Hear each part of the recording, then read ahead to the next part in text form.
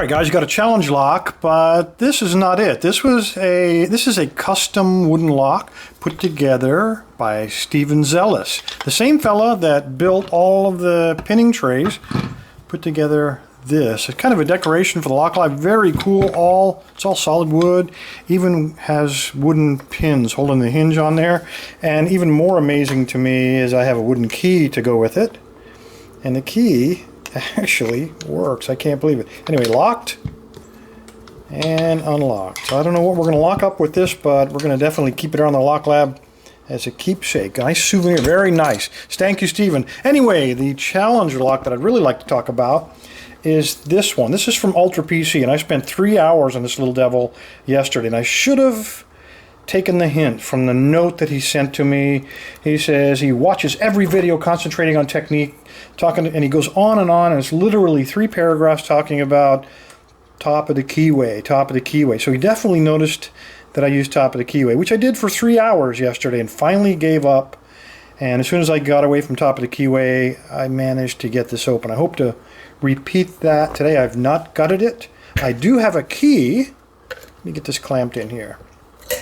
He did give me a key, and you probably remember UltraPC is the guy that packs the keys inside of things that, like this, that can't be x-rayed. And this is an old hard drive. It's got the key probably behind the lid there. But we don't need that key, hopefully.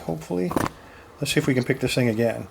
Let me zoom in. I am not going to make the mistake of using top of the keyway. Instead, I'm going to use the medium tension wrench on the bottom and just a standard hook. This is a 25 thousandths.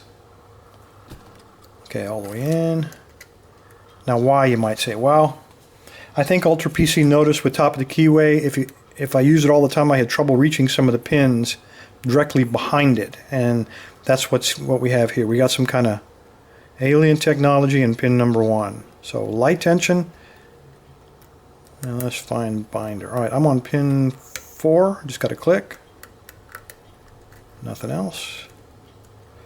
Pin 6. Okay, I got a slight fault set. And this is unusual. The lock does talk to you.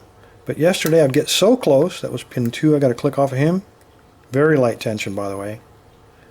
I just could not get it. Could not get it. I got so incredibly frustrated. I just want to take a hammer. Okay, that was pin 5. Very slight turn on the core. And I think everything in here is probably serrated. Okay, a little bit of counter rotation there. So we got a couple of spoolie pins in there.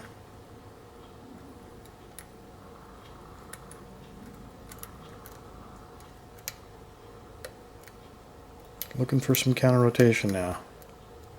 There it is on pin 4. Very slight counter rotation. And I heard something drop, unfortunately, but hey, to be expected with this lock, I guess. It is a quick set keyway.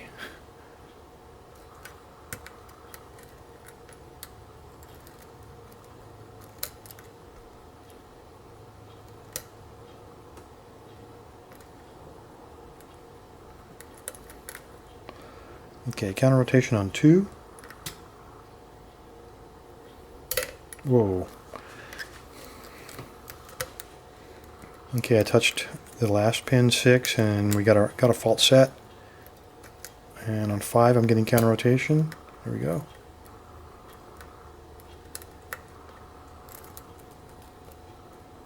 So we got a combination of alien technology and devious design.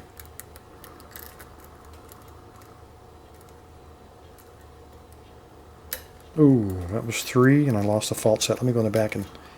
Okay, there we go. I touched 6 and we got it back.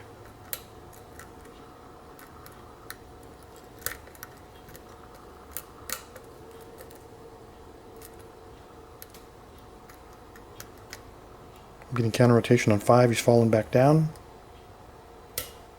And there we go. Alright, let's take a look at this. Pin number 1 is the key. There's something really weird about pin number 1. I had reset after reset on pin number 1. Oh gosh, I'm glad to get that open. All right, and I'm very happy to get it on video because I was worried that when it took 3 hours yesterday, I wasn't sure if I was ever going to be able to get it.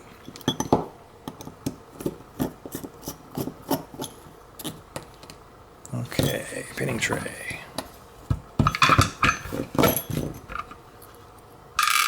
Okay, we do have a key. Let's go ahead and get the key out, I guess. Let me zoom out. And key to the kingdom. It looks like it's just tape. I don't think there's any screws holding it. So let's just...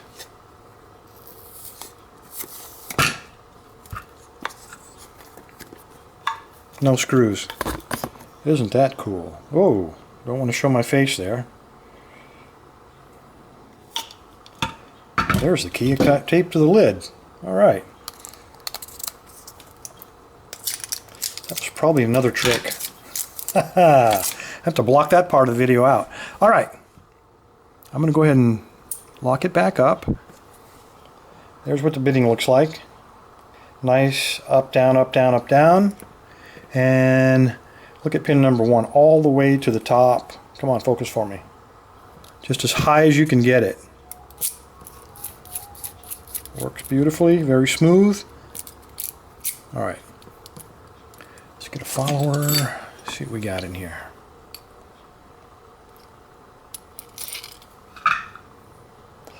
All right. Right away I can see some T-pin looking things right there. It looks like number 2, 3, and 5 all have narrowed tips on the top of the key pins.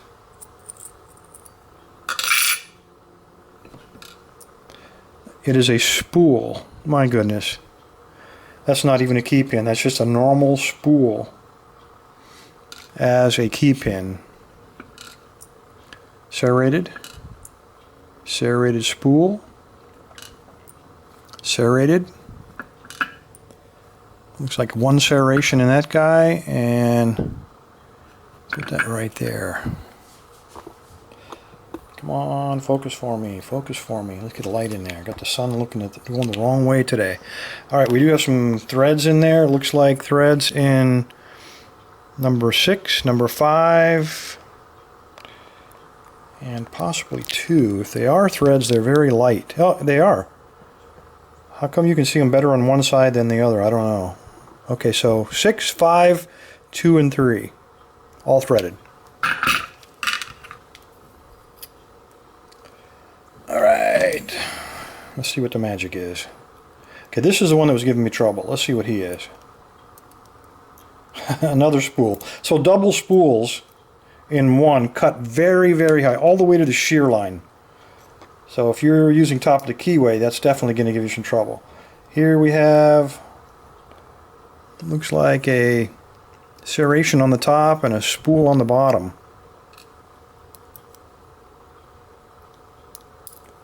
Next one is a little serrated guy.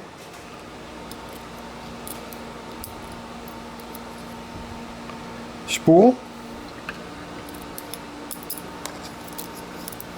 A very long spool, double spool I guess you'd call it. And the last one is no, he's a spool too.